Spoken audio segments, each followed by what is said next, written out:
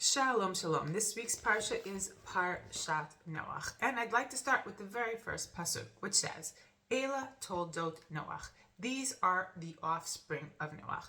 But interestingly enough, it doesn't then go tell us that he had Shem, Cham, and Yafet, his three sons, which it waits for the pasuk after. But in between of these are the offspring of Noach, it says, Noach ish sadiq tamim haya b'doratav et Elokim hitalech Noach.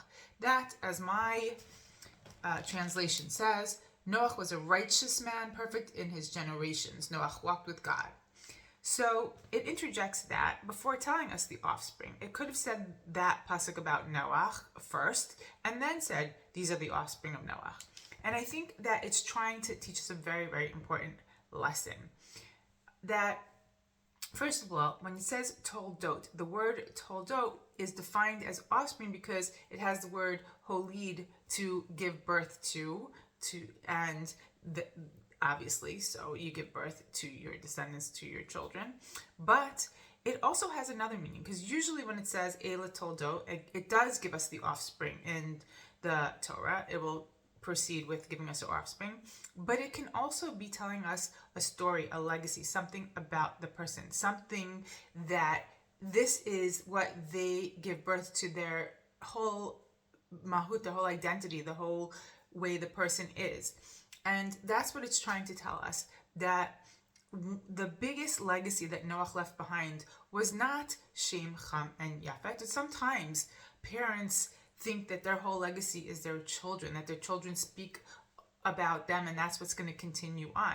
But what God is saying from God's perspective is, no, not always is that the case. Okay, sometimes your children follow exactly and whatever, but each person leaves over their own legacy, the thing about themselves that God looks, because your generations, the next generation comes, but they go, and then the next children, and each person is looked specifically about how they lived their lives, what they did, what they created on their own, and that has to do with their own individual self. Parents get lost a lot thinking that their children is their whole life, and children are a very important part of your life, but we have to live our lives, and we're judged not in what we leave behind, because after the flood, and Noah had children, and things we know went south after that also with the Tower of Babel and things that happened. But what God is saying is, you do the best you can in life, and the legacy you leave behind is yours. And the legacy of Noach was that he was a righteous man. He was an ish tzaddik, and he was tamim b'doratav. And there's a classic debate. They ask, was he considered righteous in his generation? Absolutely. Or was he righteous b'doratav compared to the people of his generation, which obviously were very wicked and end up being destroyed? And it's a classic debate. And some people say, no, like, had he been born, like Rashi, in the generation of Abraham, he wouldn't have been considered a righteous man at all. But I take issue with that point of view. I happen to think that he was righteous from the beginning to end. And the reason why I say that is because even if you use Bidor Tov in his generations, that he was righteous, one of Noach's generations that he lived in was that of Abraham. He was around when Abraham was born and discovered by God as the one who God was going to choose to be the forefather of all the religions. Noach was still around then. So comparatively, he was being compared to that as well.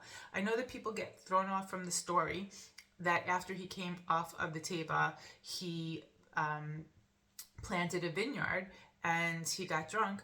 But I have to tell you, there's a difference between a tzaddik, a righteous man, and a chassid, someone who does above and beyond what's expected from him. There is nothing wrong with, God even commanded him to work the ground. He had to start over. He had to do everything.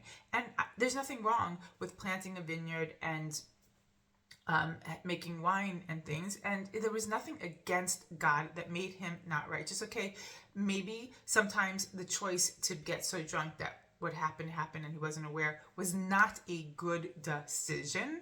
Maybe that is true, obviously. No one should ever get in a drunken stupor, and people make those mistakes, but that doesn't make you not righteous. That doesn't make him have not done everything according to what is morally and ethically right or wrong. He came out of the teva. There was mass destruction all about, and he had a difficult life. So he went overboard with drink one night. But I don't think that makes him not a righteous person. I don't think that one bad decision was against God at all. And I think he did walk with God, and I think he was perfect in his ways. I think that this decision to self-medicate one night after experiencing such tragedy, I think is a forgivable thing. And the fact that God still perceived him as a righteous man in all generations. And I think that's trying to tell us is that despite the fact of what we think when we read this whole story and we put in our judgments, is that he was enough. He was enough for God to say through his actions, God was going to save the world. His actions alone did that, and he deserves props. Kudos to you, Noach. You did really, really well. You had a hard life. I think we need to be a little bit understanding of that, and to also understand in this story that, he had 3 sons who were abundantly different from one another. Shem, who we know opened the schools of Shem and Eber, he was devoted to God. He was very moral, very ethical, very, very good, upstanding individual. Ham, who was very drawn by his desires, who did things that were wrong, that were immoral, and God did not look favorably upon him at all. And then there was Yafet, who was somebody of beauty, someone who created arts and just beautified the world. And they were 3 totally different people, 3 totally different ways. And that Noach is not defined by the children that he left behind. He's defined by his own actions. And each one of us should understand that the most important thing we do, of course, it's wonderful to have children and to put everything into them, but not to get so bogged down by if they're so good that we feel, okay, we don't have to do anything because they represent us, or if they're so bad to beat ourselves up that it's our fault and we're not good for having, produced such a thing. Because we do the best we can. In the end of the day, you're still a person. You still have your own life. You still have your own legacy. And you have to take that seriously and keep walking your ways and do the best that you can, because your legacy is your legacy, and God looks at that at the end of the day. And you alone can save a world. Shabbat Shalom.